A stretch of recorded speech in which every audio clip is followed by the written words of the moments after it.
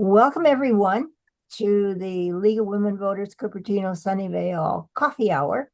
And we have a wonderful guest today, Ava Chiao, and who is a member of the Cupertino CUSD, Cupertino Union School Board. Right, Ava? Yes. Mhm. And she is also a member. So there. And we had a little chat at the before the meeting started about what it's like uh, in the current environment. But we're going to talk to Ava about her experiences with the Cupertino Union School Board, and I have a few questions that I'll get us started with. And then I'm going to turn it over to our audience to ask any questions that they might have. So, Ava, could you share a bit with us about your background? Where were you born? Where'd you go to school? So, I always tell people, first of all, I'm a teacher. I teach high school in Eastside San Jose. I was born in New Mexico. So my parents, when they first came to the US, and they settled in New Mexico. And when I was about 6, we moved to California. Um, I think at that time, my uncle and both my aunt had finished their school at the University of New Mexico, and my uncle graduated in electrical engineering, and you know, there was new jobs for engineers in Silicon Valley, so my family settled in Santa Cruz. And so I grew up there. I went there for my starting, elementary up to high school, and I went to college, UC Santa Cruz. I got my undergrad in molecular cellular developmental biology and my graduate degree in education. And I've taught from preschool up to high school. Um, Probably spent 8 years in elementary, about a year in preschool, and I have to calculate. Um, So that's 9 years. And from 20, I think I have surpassed my number of years teaching in high school than elementary. So that would be, this is 2026. If I said 2025, from 16 years in high school. Wow. Okay. I'm a former high school teacher myself in biology, Nice. so I can relate.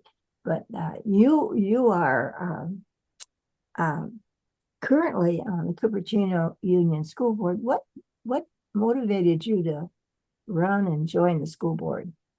Well, before I did school board, a lot of my time, I did a lot of work outside my um, work hours at this in where I worked in Eastside Union High School District. So I did a lot of parent outreach work with English Language Advisory Committee. So I was a staff member. I was coordinating and working with parents and giving them the leadership skills to run and empower them, letting know what decisions that they have and their input for our um, school student plan for student achievement, which is a plan in which all the schools, including elementary and high school and middle schools, of what is their academic plan for the next year. And so I did a lot of community work, and I was getting really active in looking at educational policies at the state level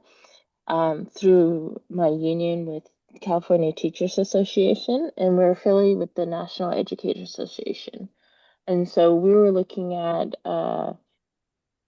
educator policies and what we could do with the contingency fund of the NEA. They usually have a contingency fund of what we would want to do for advocate for education. So within that work, seeing things in different pictures, I wanted to run for school board. And part of running is also timing. Um, I've been following the school board meetings for our high school district, Fremont Union High School District, and our district in CUSD, and going to those meetings, just watching to see what's going on. And I wanted to run this so I can further help in a different capacity. So that meant for me, and I was able to do it, cutting back on my duties at the school district in which I worked outside my regular work hours and replace that with school board. Yeah. Um, what do you see as the challenges on the school board?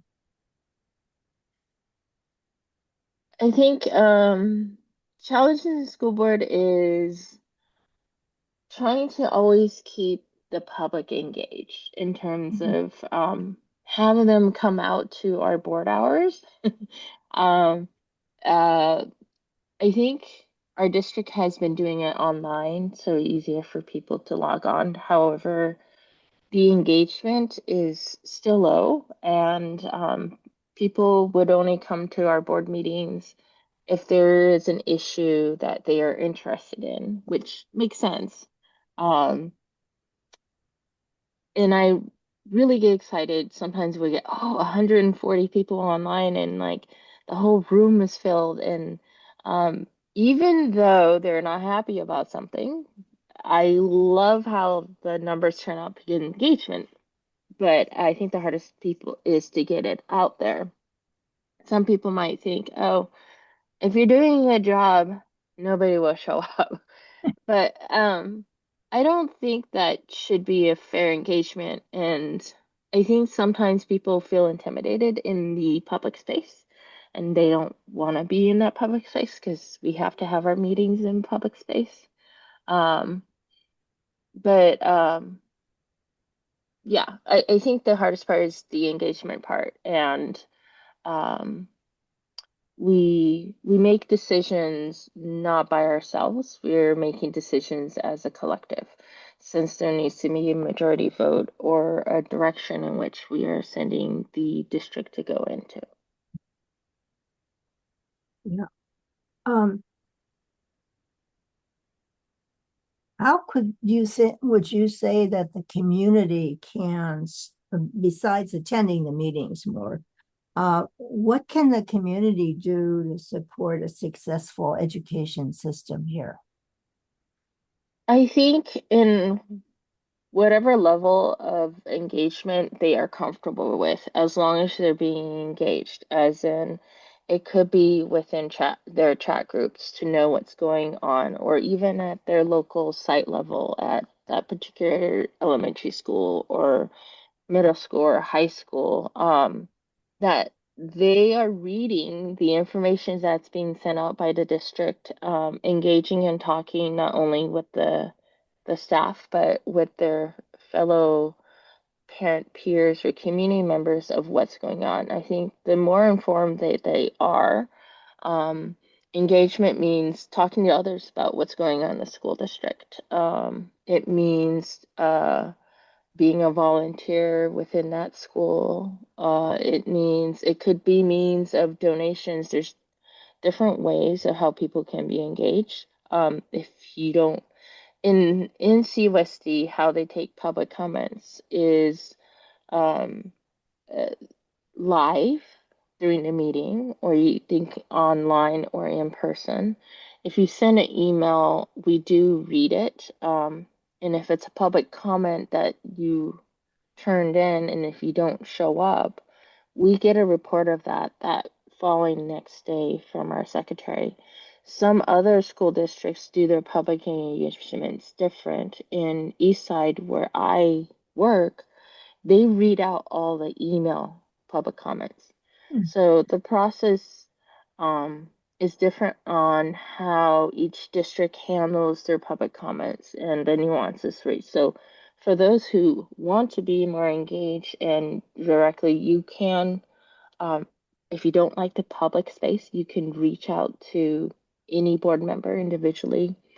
Um, but also it means talking to the teachers, the principals, all the staff. They're available for you to reach out to, and the board members as well. And in the public space, if you don't like to show up in person, we do get the emails as well. Or Could you you, can reach out to me in person uh, if that's better.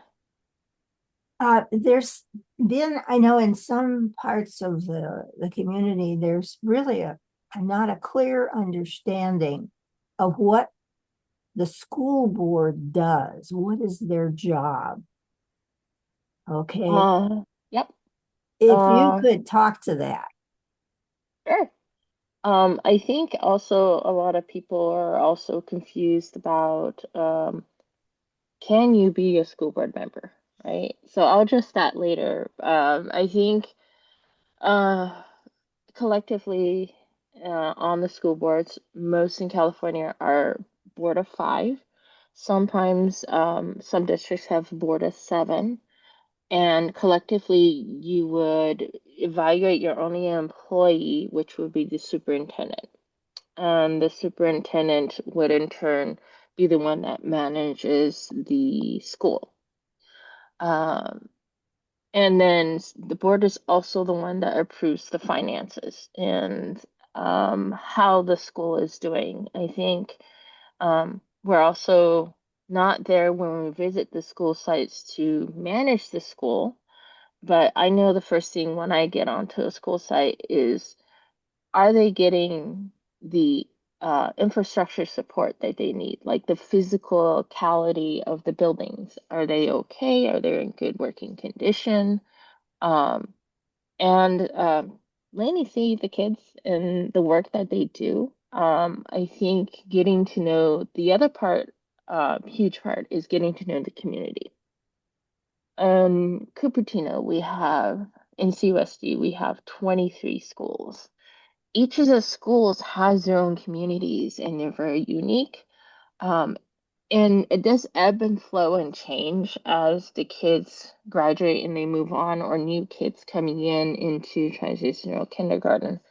However, each of them has their own unique communities based on the parents, on the principal who runs the school. And for us, it's getting to know each of our schools. What is it like? What are some activities that they do that are different? And since we're engaged in so many spaces, the other part is connecting people. So sometimes people will ask me um, questions about tutoring. Their son may need tutoring. Where are some places they can get tutoring in addition to the education that they're getting? Of course, our education that we provide is as comprehensive, but sometimes our parents. But I'm also there too, being a teacher myself, that we want to make sure that the kids have that time to engage the other part of their brain that is um, creative, and engaging in electives that allows them to explore their interest. But I think it's connecting people. If they have a question, try to connect them to an answer. And if I don't know the answer, connect them to an expert that I may know that may know the answer. Yeah, I just want to mention that I have to duck out to another league event here, but thank you very much. This brief exposure was interesting. I wish I could stay for the whole thing. Take care. Well, you can watch the video later. Yeah, right. Thanks, Daniel. Thank you for coming. Um, so that's a very supportive, the school board sounds like they're a very supportive role in the community for the schools and the school system. There's a lot of press about the California school and Santa Clara school funding that's been out there recently. How do you see the impact of funding on the local schools? Mm, well, it's a systematic question, and it's also ingrained with a lot of policy at the state level. Funding for schools, there are two main models. One is local control, federal LCFF, local control funding formula, and the other one is basic aid. Now, both the money will come from the state of California, and this is our second year in basic aid. And the reason we moved from LCFF to basic aid is our population has declined so much that we actually do get more money per student through basic aid than the local control formula. The local control funding formula is based on however number of students you have, you get a base amount of money, and that money is determined by the state of California every year. We had such declining enrollment in 2018 or 19. We had close to about 18,000 students. And then, or sorry, 18,000 students in 2015, 16. Since it's been declining, but declined much more rapidly after COVID. And it's declined to a number in which we actually get more funding for basic aid, which is based on a number, the amount of money that we get from property taxes in the area. We get more money per student because we have less students. So if we have less students and we get the same money, but that money is between 4.5 to 5% increasing every year because our properties values have been consistently going up. I think the last data that I saw, I think in the last 5 or 6 years, it's been steadily increasing how much the values of the property, which means the amount of money that we're getting every year is more consistent. But if our enrollment is staying the same or declining, it means we are getting more money per student. Um, there's controversy over that now that if trying to simplify it is that um, districts in which our school districts are in 6 cities in our area, our house on average is worth a lot more money. There's certain areas in Santa Clara County where the houses are worth less, at least half or half the amount of how much the houses are worth here. One has to do with zip code of where you live. And so there are where per pupil funding is imbalanced throughout the county based on what kind of funding formula are you in, either LCFF or basic aid. And if you break down per pupil spending, it's going to vary. And this is not even counting the hundreds and thousands of dollars that parents may have contributed to parent-teacher organizations as well. So not counting that, if you just look up per pupil funding, the amount of money um, that the school districts get per different school districts, even with Santa Clara County, is inequitable in terms of how much money they can get per student. So there are several, and because how ingrained and there's many different laws throughout the years compounded. Senator Cortese has put together a bill, I think it's SB 741 or 742, where he's trying to find a way so that those who are getting less funding, that tends to be in poorer districts and where the houses are worth less, and so they have to rely on LCFF funding. How they can get more money from the state of California to balance out the inequitable.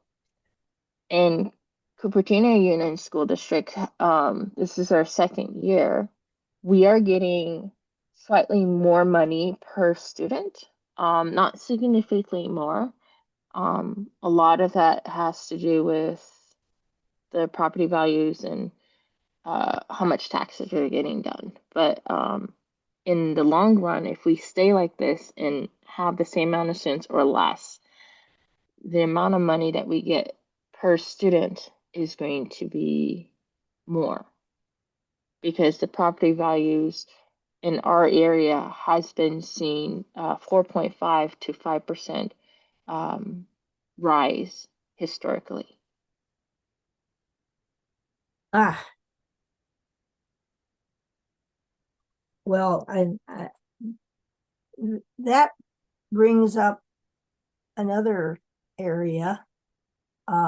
Are there any other concerns that you have about our schools? The way they're run or the curriculum? There was a lot of kerfluffle about the some of the courses that were offered in the schools. And so what are your thoughts on that? If we're talking the most recent kerfuffle, probably this school year, one of the things I think all districts are dealing with is budget cuts. Um, the we are getting more money than we anticipated from the state. We'll know till May. We're gonna have the May revise of what's coming up.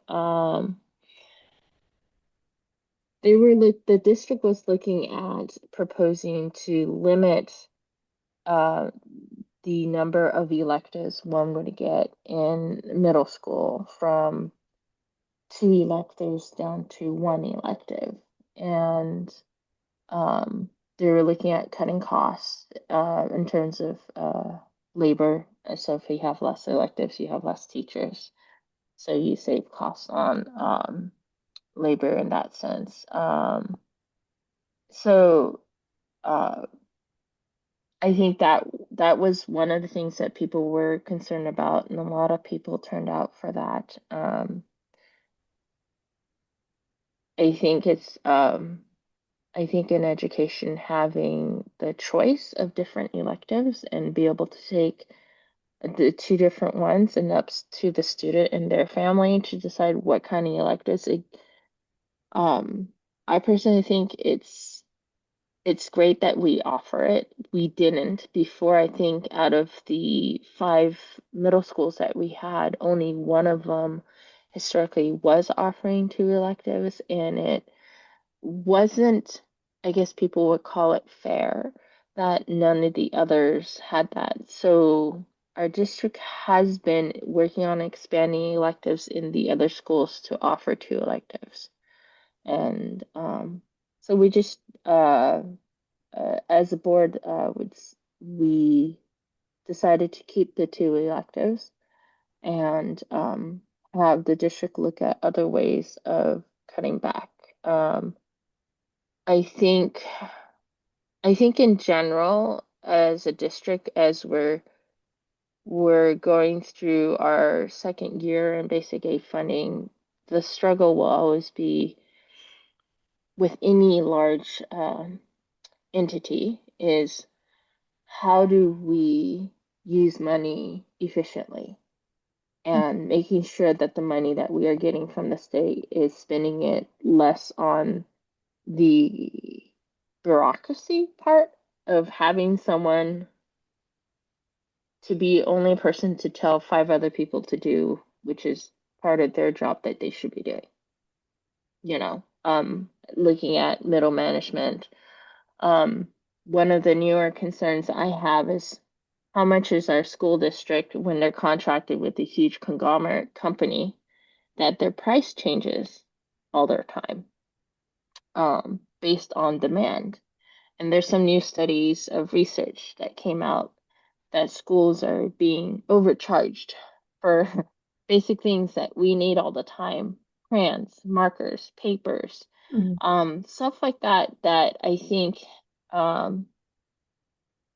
if we order it through a company that delivers on the same day and that price changes from $14 for a pack of gel ink pens, that can fluctuate from $8 to $14, that, and it's hard to keep track of that. So like, how how can we, and that has to do with the influx of artificial intelligence, be able to, companies use that to price hike the most that you can probably pay for, and take advantage of the public dollars. And we want to make sure that those dollars are spent on a company that will give you the price that they say they will give it to you at. So, those are kind of things I'm kind of worrying about for the future in terms of like looking at our systems. And sometimes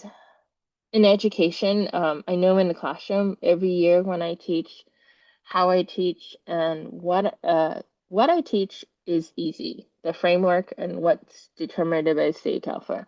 How I teach it is going to change every year. The batch of students coming through every year are definitely very different. And how education was taught to us when I was a kid is very different than it is now. And there's different combinations.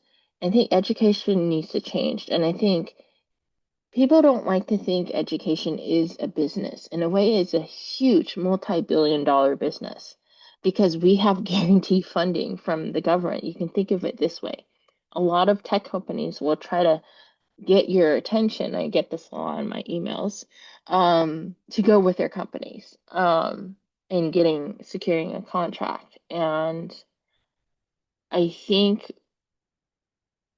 keeping that in mind, that not like we have to think schools as a business, but we need to be more business savvy in terms of how can we look at the current system. If the current system is not working, we need to be able to change it and adapt. And I think it's much easier to do it in a classroom setting than a larger system where the school system, and in some ways, is a bureaucracy. And I'm hoping that our management is able to see and adapt to the new tools that we have, which is in artificial intelligence and, um, the computers that we have. I think that that changes a lot too.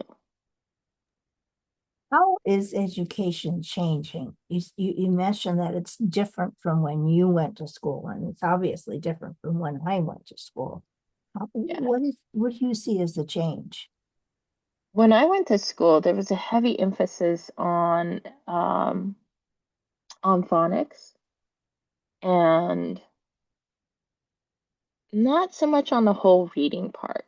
And it was heavily relied on memorization. You were being tested on how you can memorize, and the states, and their capitals. And now we are in a world of information, and we've been in that world since the early 90s when the internet became available for the public. And now, with the addition of smartphones, and with the accessibility of Google, and before there was AI, there was Google. You can search things on the internet to get information. So we're in a place where it's not about the information that you know. It's more about, if you're going to look up information, is that information correct?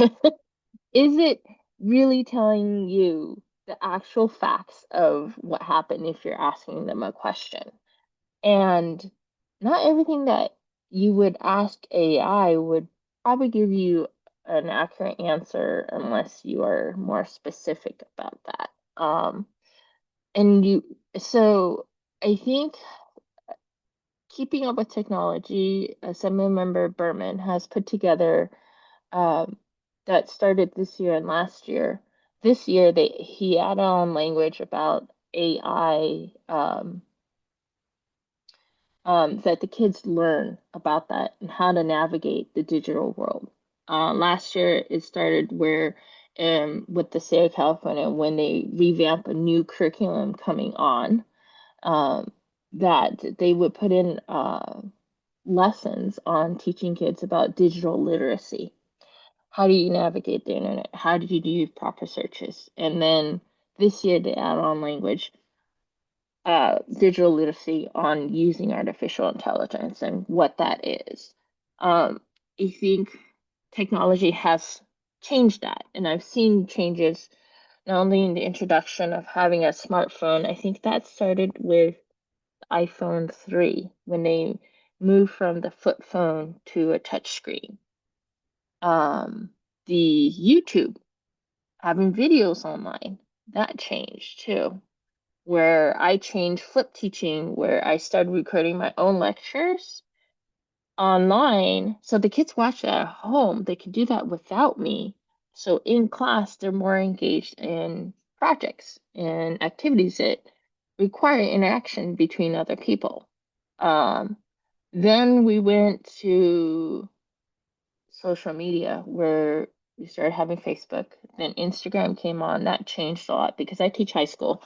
So whatever new tools come out, I find out from the kids. I get on so I can be knowledgeable of how do those tools work. Um, if it can be a tool for me to communicate with the students, or it's not a good tool at all. And then the most recent one, which definitely has affected kids' brains too, besides Instagram, um, is TikTok. TikTok reels are 10 to 15 seconds. Going back to Instagram, Instagram was lucky to have videos 1 to 3 minutes, and those how much they allow have changed. Um, Before that, YouTube videos, I could give them a 8 to 12 minute video on a lecture. That's a good amount of time. Now that's viewed as very, very long. And so now it's like, okay, 5 minutes for a video. So I think education has changed in general. The information that we're doing, it's not about memorizing stuff because we can look it up.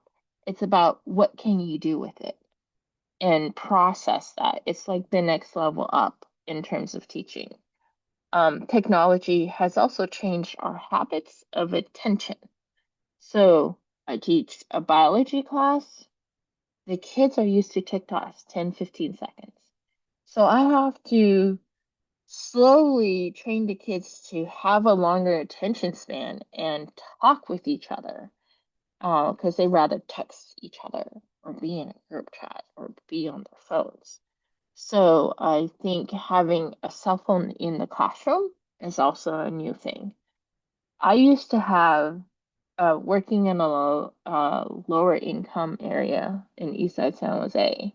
I used to have probably like 10% of my kids not have um, any mobile device at all, mainly because they wouldn't be able to afford it. Well, it's not like devices have gotten cheaper. Devices have gotten more expensive. Like devices even cost as much as a computer these days. But what they have done was they made it easier for people to have financing for these devices, and they have these. But also, since the pandemic, the number of kids who don't have any devices, because they used to have to get grants to get iPads for kids to use in the classroom who don't have devices, went from 10% to almost every single kid has a uh, cell phone device that has internet capabilities. So the digital divide is somewhat closing, but is it going to be reliable? No. Not all the kids have access to reliable internet and high-speed internet. So that's the other thing is reliable and high-speed internet and the cost of not only phone plans, but the cost of the phones themselves. So it's if I've seen the change of technology, it's the attention span where teachers have to work on different ways of coaching the kids. to have a longer attention span. So it goes back to our school district, the reason why I think Portrait of a Learner, what we're doing is we're teaching kids the soft skills besides the content. And those soft skills are basically the skills that will make students successful no matter what career they choose to go into. They're people skills. I know I and some of my colleagues have noticed that young people, kids, have a harder time communicating verbally and interacting with other people than my previous experience with kids, which I think is what you're pointing out, the soft skills. Yes, I think having conversations with people, um, even if it's like talking about their favorite hobbies, even though it's not academic, gives them the skills to read body language, gives them the skills to read facial expressions, tone, be able to sense tonation, um, and how that affects how they communicate. That because it's information based, and if kids are spending more time on screen time, they do not have that practice. And I think one of the huge struggles where kids have huge anxiety coming out of the pandemic because one, they haven't had that practice because we had to limit our social interactions. Um,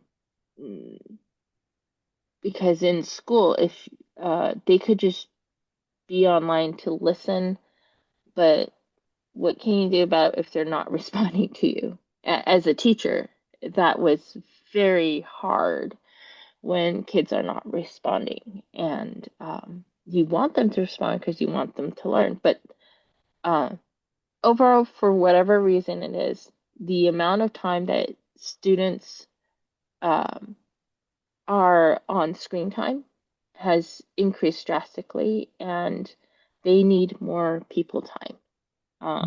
And more time to themselves. There is a sensory overload on social media too. A lot of, I think the theme of there's logos, logistics, ethos is ethics, pathos is like emotion.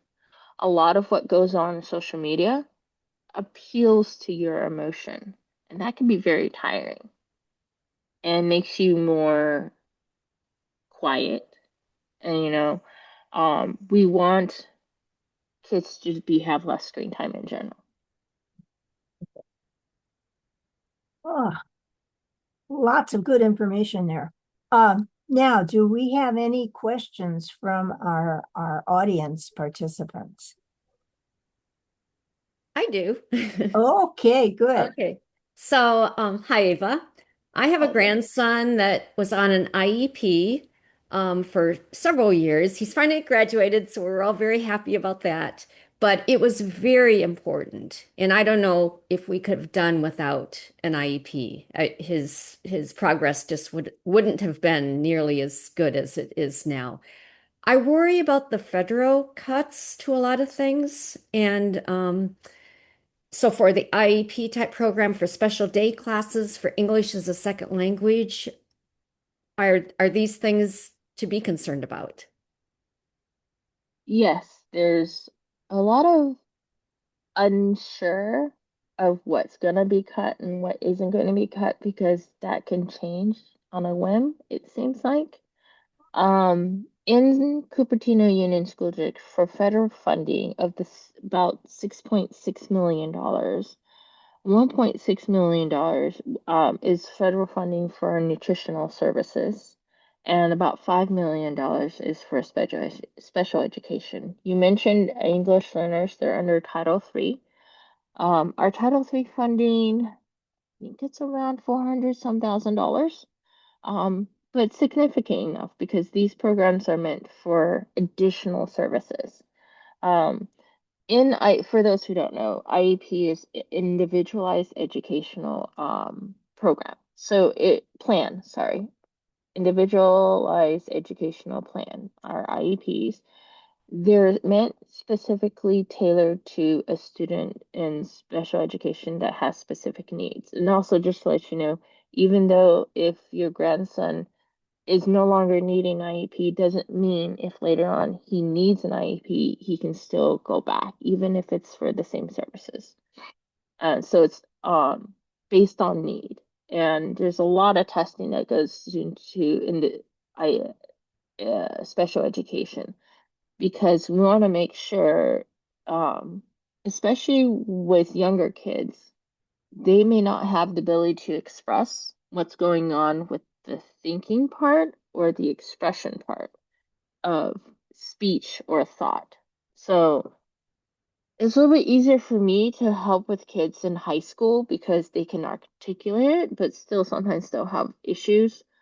Um, so the concern is funding, and that's a huge concern, and we're not still fully funded.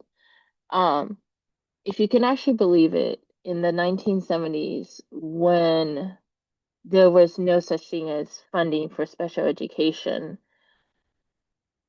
some school districts would atrociously not hear about a kid who may be in special needs, but don't reach out to them and they wouldn't get an education because it is a large bit of money, but it's all about equity. If kids need more needs and more services so that they can get the education because they have special needs, then they should get more funding. And the issue is on top of that, we're not getting fully funded. We are not reimbursed from the state and federal level for the extra money that we are being spent on special education. And it's still a fight now of to get fully funded, but to get some of that funding is a fight because it shows that um, some of the people still have prejudice over those who are disabled because sometimes disability is not always a physical thing.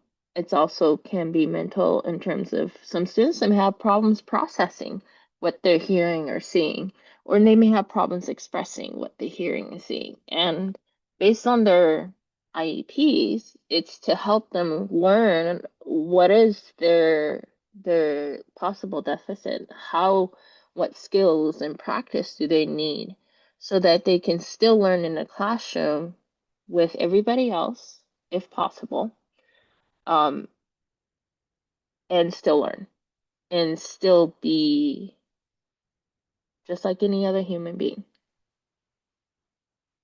Thank you. You're welcome. And we have a question from Jennifer. Good morning. Thank you again, Ava, for coming in and speaking to all of us. We really appreciate it. My question is, it's probably a difficult question, and it's because our local governments here, sometimes there's a lot of gray area between what's handled by a city council and what's on the school board. How does the CUSD school board handle that? Sometimes we hear rhetoric that, a city council can affect what happens on the school board. And then I guess the tie-on question to that is, how do you guys make that bright line that, you guys are focused on the children in the school district and not on political things that have to do with specific cities? How do you, I guess, make that distinction? Okay, that's a really good question. I don't think it's complicated to answer it, but I think it's complicated because there's so many moving parts. In Cupertino Union School District, we have going from largest area of occupation land mass wise, largest to smallest, we have Cupertino, Sunnyvale, Los Altos, San Jose. I'm not sure. Los Altos and San Jose might be competing sizes. and then we have Saratoga and Santa Clara. So our school district is not only in one city, it's in 6 other cities. We do have agreements, and where they do overlap, we have agreements in terms of the field use or access to our fields after schools. So there may be issues like a fence, or how far back is a fence, and when are those gates locked or closed. These are things that we have memos of understanding MOUs with the cities in terms of that, and the cities do help out. My knowledge of what the cities help out is sometimes maintenance, depending on which cities and agreements that we have with. And the other one is crossing guards. We all want to keep our kids safe, and I'm very glad to hear that there are certain cities that do provide funding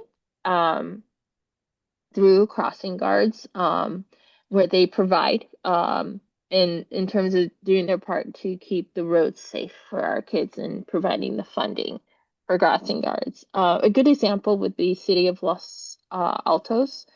Last year, I went to the the City of Los Altos council meeting to thank them, because the cost of crossing guards were being contracted to a different company, and the cost of that went up from $200,000 to $500,000, almost twice as much in a 2-year span. And so what the City of Los Altos did was they, instead of contracting, they took it upon their own city personnel and put it within their safety department and hired crossing guards within this Department of Safety. So that did give them a bit of an overhead, but it was so much more affordable for them to still contribute. And our school district did end up paying a little bit more, but the City of Los Altos was able to step up and say, you know what, we'll help out with this by taking in the overhead and reducing the potential cost. The other place in which we may have overlapping things. Oh,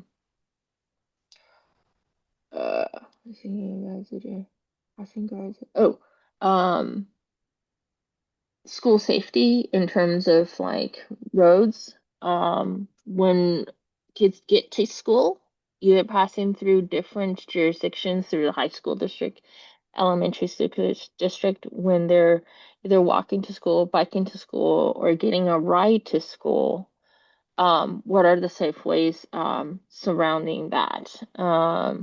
In terms of jurisdiction, how a school is being run, it's run by the superintendent and the board as oversight. I believe that also the constituents and community is part of that, which, elects the board.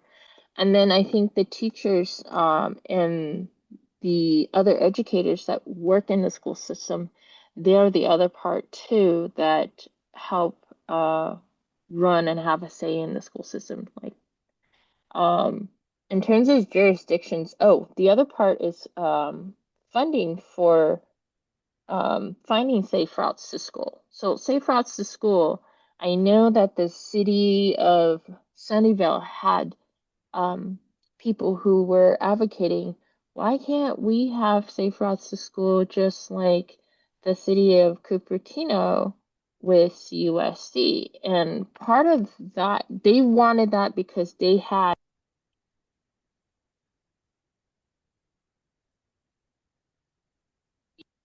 bike pedestrian commission of city of Cupertino.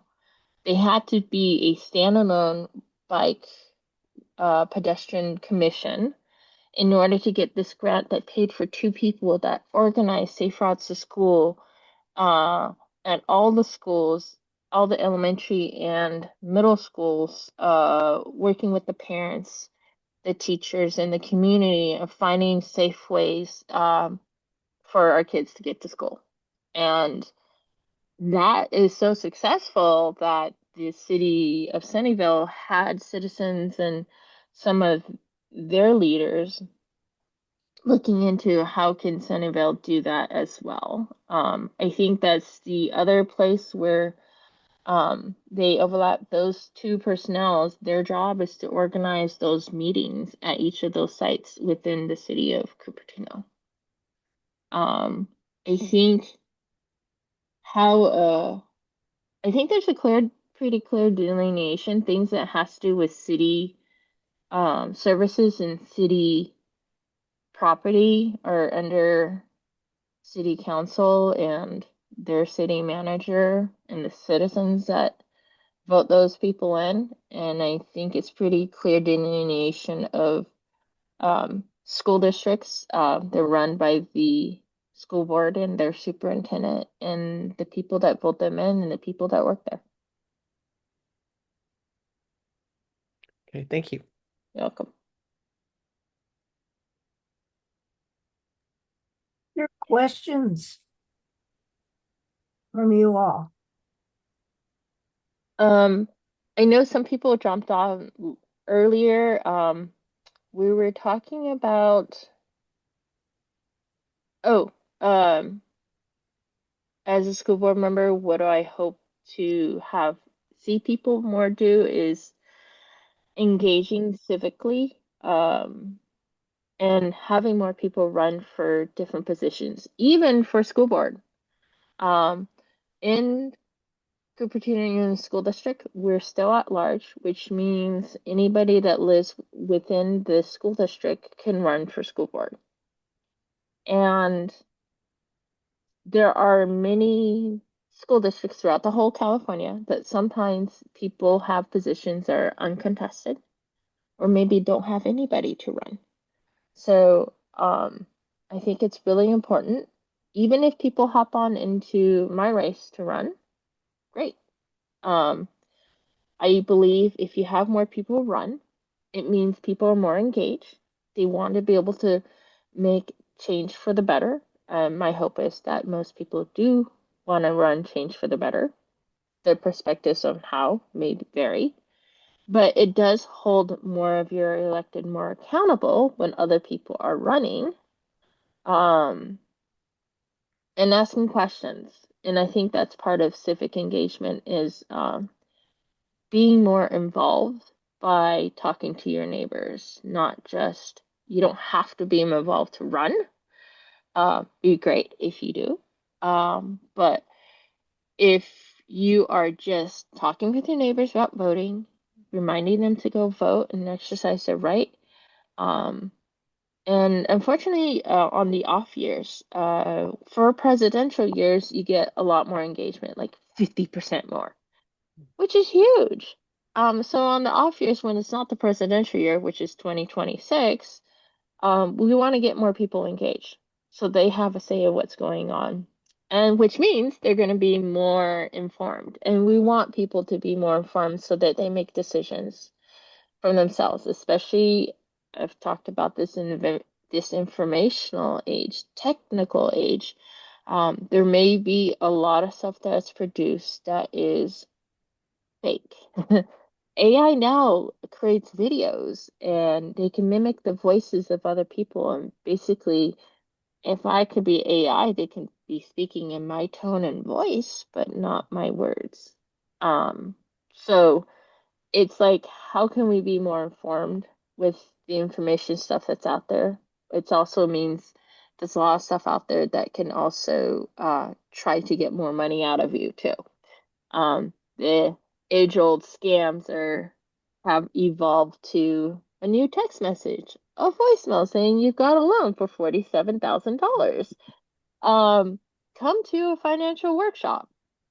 Tara, I see your hand up. One of the things is I've noticed I teach adults only. Okay, so there is a lack of critical thinking coming through. So that is an area that helps you to identify the all the disinformation, misinformation, and fake stuff, but I don't see a lot of it happening in the 20-somethings that I've seen over the last decade or so. So just as a data point, we really need that, I think. Yes. We're, we're not doing well in that area Asking from, questions. from my Yes. point of view. Asking questions is a good thing. Uh, Sometimes people, when they're getting questions, they may think, did I do something wrong? It's like, no, people are asking questions because they want more information or clarification. Not everything can be said in a one-liner or a few sentences. There's a lot more behind the issue, and understanding. And I think I've learned to, I'm usually very opinionated. I've learned to ask, put my opinions into questions, and that gives me a fuller perspective of seeing things on a larger view by hearing the different perspectives. And I think when I sit down with parents, I now work in independent studies, which means kids who are not successful in person instruction, or they have sports arrangements that they have a certain talent that they're doing that does not fit in a typical school time. But a majority of these students have a lot of mental health issues, and they unfortunately have a hard time interacting and being around people. And I always tell the parents the whole goal of high school is to make them be independent thinkers, to be able to see what's out there and know what's real and try to tell what is real and what isn't real. And thinking for themselves is something that requires a lot of effort. It's very easy to take in information on a device and you keep looking at it. But to question that information, it's hard to do that if it's a one-way thing on a device. It's easier to do that and maybe uncomfortable because people are asking questions. Why does this happen? What happened to the 2-year-old in people? Where people say like 2-year-olds ask a lot of questions. People need to go back and be more comfortable and being more inquisitive. Why younger kids ask lots of questions? Because they don't know and they want to know how it works, and to not feel like it's intimidation because it's a real person that can talk back to you or give you some guidance that may not, because it's easier to do things however you want to do. It's psychology. It's a great habit to break within a couple days, but to pick up a habit that's good for you, it takes 21 days. And it's the whole thing, if we want to go into teaching, is delayed gratification. Everything on the phone is so instant. And we need to teach kids like there are certain things that we need to learn to get there, but that takes time. How do we make sure the information we're getting is true? Well, if you read something, you're going to have to stop and research. Is this person's posting true? Who is this person posting? Are they as knowledgeable? Do they have an education? Do they have a background? Is that their expertise, or they're just a influencer? I mean, these are conversations that I'm not only having with the kids, I'm also having it with my parents. I'm having it with my aunts and uncles. And we have these conversations. But if we don't have these conversations, we're in these silos, you know,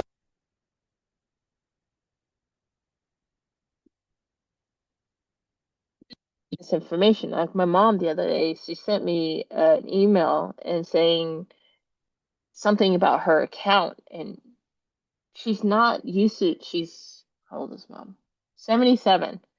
And she's not used to dealing with all the technology. And so at least she has us to double check.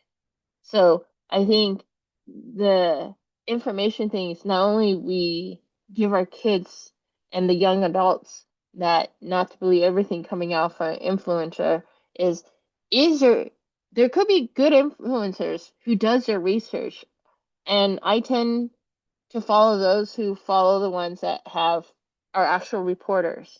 They've turned into social media to get their information out. I think we need to have more conversations about this for sure.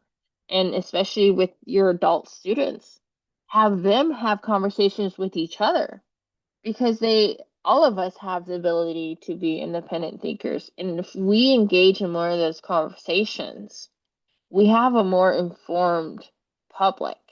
And I think that's the whole thing about having a free education in the US, in the United States, is that we all have the ability to take the information. Because I think Nelson Mandela was the one that says, no one can take the education that you have learned away from you. Wow.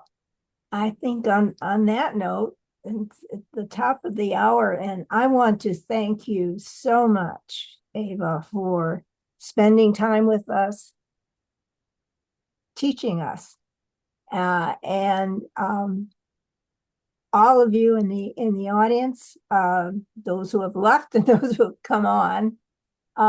Thank you for participating.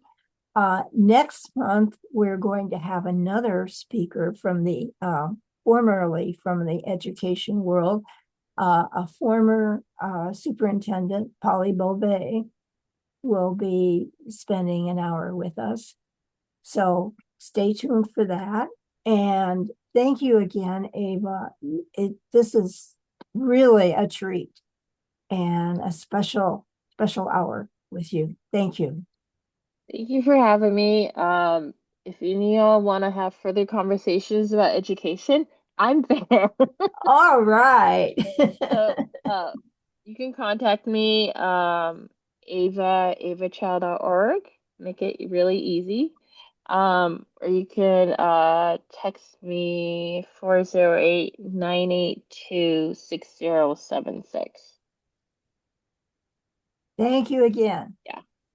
And I'm not saying that it isn't a struggle for teachers. Teachers struggle through that too, you know. Doom scrolling is what kids call it these days. And Yeah. we talk about habits when we study where we physically put our phone somewhere else. And then our kids struggle because of that is sleep, the lack of sleep, which doesn't help their emotional regulations when you don't sleep.